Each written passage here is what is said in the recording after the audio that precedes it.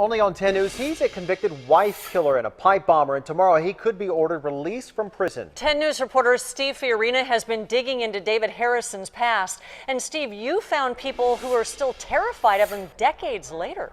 They certainly are, Kim. Some of the words used to describe him today were wicked, sinister, vengeful, vindictive, and dangerous. And I'm sure that some of those words will be spoken again tomorrow at San Quentin for that parole hearing. Early 1988, Gary and Ann Jenkins won almost $750,000 in the California lottery. A wonderful day for the San Marcos family, but one that angered Ann's ex-husband, David Harrison. This set him off. He became angry. Witnesses said, "Don't worry, we're going to take care of this." And he was making threats. And within a very short period of time, a matter of weeks, she ended up as a homicide victim. February 17th of that year, Ann was murdered.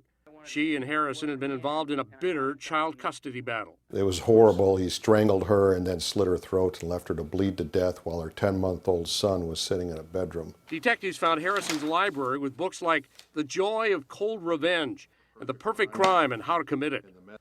They also discovered duffel bags with fused pipe bombs ready for detonation, cans of gunpowder, documents for false IDs. Harrison was convicted of arson and bombing in federal court, then convicted in state court for the murder of his ex-wife. Prison terms totaling 46 years to life, now up for parole.